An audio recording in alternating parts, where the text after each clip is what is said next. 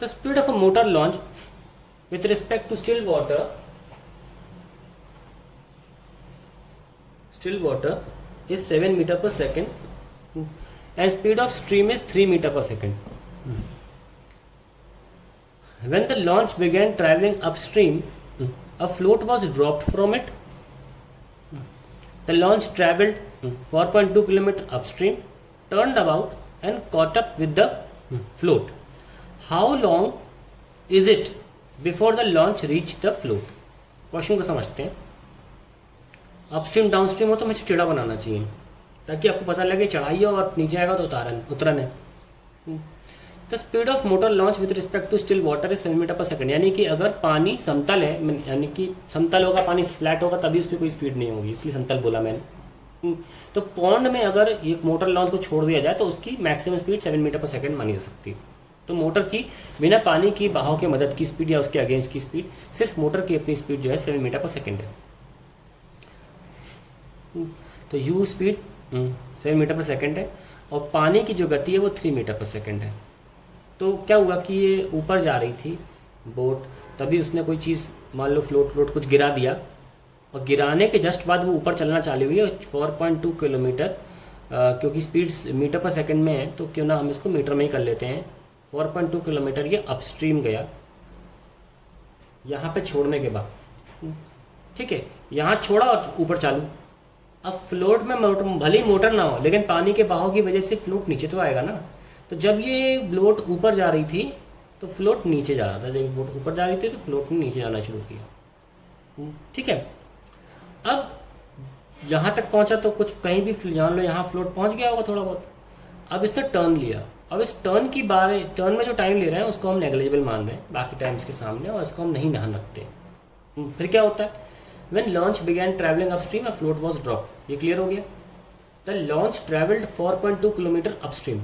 4200 meter ऊपर चला, तब तक फ्लोट थोड़ा नीचे आ गया होगा पानी की गति से. टर्न्ड अबाउट, इसको हम नहीं मानते, इसमें कुछ टाइम लगा होगा बाकी टाइम्स के सामने. And caught up with the float. जब ये मूव किया तो हम टाइम माना नहीं, लेकिन जब ये चलना चालू हुआ तो जैसे ही चलना चालू हुआ ये यहाँ पहुँच चुका था, जैसे कि इसने फेंका, यहाँ तक पहुँचा, ये यहाँ तक पहुँचा. फिर जब ये ऐसे चला तो ये और फर्दर चलता चला जा रहा है. लेकिन ध्यान रखें, अब ये मोटर बोट जो है वो 7 की स्पीड खुद की है, 3 पानी की भी ऐड हो रही है, तो इसकी स्पीड हमेशा ज़्यादा है. अब फ्लोट की तो बेचारे की स्पीड सिर्फ 3 है, तो एक ना एक दिन बोट फ्लोट को कैच तो कर लेगी, ये बात तो तय है. तो ये पूछा गया है कि यहाँ पे जब इनने छोड़ा वहाँ से ले तक अंत तक जब फ्लोट को दोबारा पकड़ लिया, टोटल टाइम बताइए. ठीक है, लेट अस सी. पहले हम देखते हैं कितना वक्त लगता है बोट को यहाँ से 4200 मीटर ट्रैवल करने में, और कांस्टेंट स्पीड है. Time taken by boat to travel 4200 metre. तो distance is equals to speed कितनी है, स्पीड 7 - 3. इस तरह तो आप बचपन में कॉन्सेप्ट जानते होंगे कि अपस्ट्रीम होता है तो हम माइनस कर देते हैं इंटू टाइम. सो टाइम आ जाएगा 4200 अपॉन 4, दैट इज 1050 सेकेंड्स. ठीक है, अब यहाँ तक तो हो गया, लेकिन ये फ्लोट भी तो थोड़ा चला होगा, तो इसको हम जो डिस्टेंस आगे बढ़ा इसको x मान लेते हैं. सो x कितना होगा, इतने ही टाइम में फ्लोट कितना नीचे आया, पानी की गति से चल रहा है 3, क्योंकि पानी की गति 3 है, 3150. तो फ्लोट यहाँ आ गया. अब जो चेजिंग वाला है मोशन, उसकी स्टार्ट के पहले बोट और फ्लोट में कितना फासला है भी देख लेते हैं. x यानी कि 3150 प्लस 4200 कितना आ गया, 7350 बोट और फ्लोट के बीच में. अब ये फासला है. अब क्या होगा, यहाँ के बाद फ्लोट 3 की स्पीड से बढ़ेगा आगे, और यहाँ के बाद जो बोट है वो 10 की स्पीड से बढ़ेगी, क्योंकि डाउनस्ट्रीम स्पीड है. हालांकि दोनों जब मिलेंगे तो उतने ही वक्त में तो मिलेंगे. जैसे कि मैं अगर 5 बजे अपने घर से निकलता हूँ और आप 5 बजे अपने घर से निकलते हैं, तो दोनों जब मिलेंगे तो दोनों टाइम तो सेम ही लिया होगा ना. जैसे कि मान लीजिए मैं 80 की स्पीड से, आप 40 की स्पीड से आ रहे हैं, इससे कोई फर्क नहीं पड़ता. अगर हम दोनों एक ही समय पर स्टार्ट करते हैं, जब मिलेंगे तो ऐसा तो नहीं होगा कि आपकी घड़ी में 5:20 हो रहा हो, मेरी घड़ी में 5:30 हो रहा होगा. तो जब मोशन एक साथ स्टार्ट होता है तो टाइम मिलने में जो लगता है वो सेम होता है दोनों के लिए। तो एक साथ स्टार्ट हो रहा है, यहाँ के बाद स्टार्ट हो रहा है धीमे तेज, और जब कुछ टाइम के बाद दोनों बॉडीज जो है वो मीट कर जाएंगी। So let they meet after time t. तो इसमें कितना डिस्टेंस ट्रैवल करेगी ये फ्लोट इन टाइम टी मिलने में? डिस्टेंस ट्रैवल बाय फ्लोट कितना लगेगा? स्पीड कितनी है 3 और टाइम कितना है t, ठीक है। और डिस्टेंस ट्रैवल बाय बोट कितना होगा? 10 into T. So distance boat का मान लीजिए यहाँ पे कहीं जाके ये दोनों मिल जाते हैं, ठीक है। तो आइए लेट अस सी कि इन दोनों डिस्टेंसेस के बीच में रिलेशन क्या निकाला जा सकता है। मान लीजिए ये पूरा डिस्टेंस जो है वो y है, मैं यहाँ की बात कर रहा हूँ कि यहाँ दोनों मीट कर जाते हैं और दोनों के बीच में मतलब ये जो यहाँ से लेकर यहाँ तक का जो डिस्टेंस था मान लीजिए y है। तो आप नोटिस करिए कि यार यहाँ तक ये जो यहाँ तक जो डिस्टेंस था ये 3t था ना, क्योंकि हम फ्लोट को यहाँ से मूव करा रहे हैं, 3t था, यस और नो। और बोट का जो दूरी थी वो 10t था, यहाँ से लेकर यहाँ तक बोट की ट्रैवलिंग डिस्टेंस 10t थी। और ये जो देख पा रहे हो इसमें से जब 3t हटाओगे तो क्या बचेगा? ये है ना, और ये तो 7350 है, यस और नो। देखो ना पहले लिख चुके यहाँ से यहाँ तक 7350 है। तो रिलेशन निकल आया कि distance travel by boat minus distance travel by float is 7350। तो ये हो गया 10t minus 3t is 7350, 70 is 7350 और मीटिंग टाइम कितना डिवाइड करेंगे 1050 सेकेंड आ जाएगा।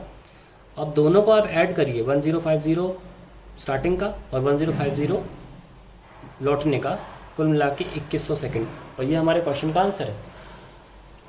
पर कुछ लोग शायद घबरा गए होंगे, इतना कौन करेगा यार, कैसे करेंगे? कोई बात नहीं, हम इस सवाल को रिलेटिव वेलोसिटी से भी कर सकते हैं। देख कैसे, देखिए मैंने पेज कितना छोटा लिया है, इसका मतलब कैलकुलेशन है नहीं। पहला स्टेप तो करना पड़ेगा, फ्लोट गिराया, फ्लोट थोड़ा आगे बढ़ा, वो तो याद रखिए कि पहला स्टेप तो करना पड़ेगा। तो डिस्टेंस जो टाइम है वो डिस्टेंस अपॉन स्पीड है, और डिस्टेंस कितना था 4200। इस बोट को आगे जाना है यहाँ पे कहीं और तब तक ही नीचे आ जाएगी, और स्पीड थी 7 - 3, तो ये तो 1050 सेकेंड्स तो आने ही आना है। और इस 1050 सेकेंड्स में ये कितना आगे नीचे जा रहा है भी निकाल लेते हैं। Distance travel by float will be 1050 speed into time, जो टाइम है वो स्पीड कितनी 3150। तो यहाँ पे जाके फ्लोट था और यहाँ पे जाके बोट अब इसको चेस करने के लिए तैयार बैठी है, और ये और नीचे जाना चाहता है। यहाँ पर हम रिलेटिव वेलोसिटी लगा देंगे, किसकी?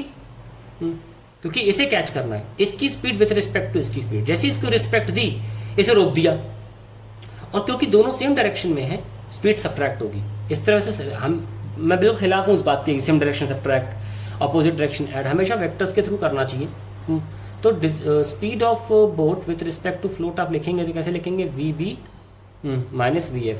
आप इस डायरेक्शन को आई कैप ले लीजिए, या आप दिमाग में रखिए कि ये डायरेक्शन एक ही डायरेक्शन है, तो माइनस साइन प्लस नहीं बन पाएगा। ये भी बोट की स्पीड कितनी थी 10, क्योंकि डाउन स्ट्रीम है, और फ्लोट की स्पीड तो मात्र 3 है, तो ये देखिए 7 मीटर पर सेकेंड आ गया। और रोकने की वजह से क्या हुआ कि अब ये आगे नहीं बढ़ रहा है ना, अब ये आगे बढ़ ही नहीं रहा है क्योंकि रोक दिया। और रोकने की वजह से जो चेंज आया इसकी स्पीड में वो कम भी तो हुआ, कितना हो गया 7। तो अब ये 7350 आपको क्लियरली दिख रहा है, तो आप निकाल सकते हो time is distance 7350 upon speed 7 1050। तो ये रोकने का फ़ायदा था। यहाँ पे हमें वो डिस्टेंस का एक रिलेशन निकालना पड़ा, ये एरो ये बनाना पड़ा, लेकिन यहाँ देखिए ऐसी कोई नौबत नहीं आई, तुरंत आ गया आंसर। तो रिलेटिव वेलोसिटी से चीज़ें हमेशा आसान हो जाती हैं। अब हम इसको ग्राफ से भी कर सकते हैं, हम ग्राफ से को करके दिखाते हैं।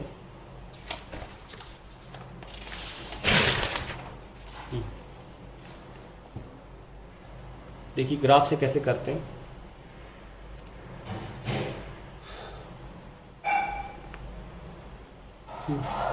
उसकी स्पीड 4 थी, है ना, तो 4200 मीटर ट्रैवल कर लिया, और फ्लोट ने कितना ट्रैवल किया उसी टाइम में 3150। तो स्पीड 7 थी और फ्लोट की स्पीड थी। तो अब दोनों के बीच में मतलब एक पॉइंट के मतलब पहला स्टेप तो आपको हर तीनों मेथड्स में करना है कि 4200 divide by 4 that is 1050 seconds, और इस टाइम में जो फ्लोट था दैट ट्रेवल्ड 1050 इंटू 3, जो डिस्टेंस ऑफ फ्लोट है 3150। ये स्टेप तो आपको हर मेथड में करना है। तो हम ये कह सकते हैं कि ये चला गया 4200 मीटर्स और ये फ्लोट जो था वो इधर फर्दर चला गया 3150, और इनके बीच में जो फासला था वो 7350 था। तो हम ये कह सकते हैं कि अभी फ्लोट अगर यहाँ है, ठीक है, तो बोट यहाँ है और फ्लोट जो है वो ऐसे उसकी स्पीड कम है तो स्लोप भी कम लेंगे हम, वीटी ग्राफ बना रहे हैं। और सॉरी फ्लोट आगे है तो यहाँ बनाना चाहिए था मुझे, और जो बोट है वो पीछे है, कितनी पीछे, 7350। ठीक है, मैं ठीक से बना देता हूँ ग्राफ। तो यहाँ पे हमारा बोट है, बोट पीछे है और वही चेस कर रहा है, उसको हम 0 मान लेते हैं जब 7350 का फासला था, और बोट यहाँ पे 7350 और एक्सटी ग्राफ बना रहे हैं एक्चुअली में हम। तो अब इसकी स्पीड तो कम है तो इसका स्लोप भी कम होगा, इसकी स्पीड ज़्यादा है 10 है ना, इसका स्लोप ज़्यादा होगा, बिकॉज मीट करेंगे, जब मीट करेंगे तो वो टाइम सेम होगा, है ना। और यहाँ पे आप इसको ऐसे बना लीजिए, तो ये जो है इतना 7350 है, और अगर स्लोप के अकॉर्डिंग लिखेंगे तो ये क्या आएगा 10 इंटू टी, 10 टी मैंने बताया ना आपको, अगर स्लोप इंटू बेस करेंगे तो परपेंडिकुलर आ जाता है 10 टी। और इस तरीके से ये कितना हो गया, देखो 3 टी, स्लोप इंटू बेस। सो देखिए कितना 10 टी माइनस 3 टी इज़ 7350। देख लीजिए 10 टी माइनस 3 टी इज़ 7350, कितने आसानी से हो गया, फिर से 1050 सेकेंड्स आ गया। तो there are 3 methods to solve it and I suppose relative velocity method is the best.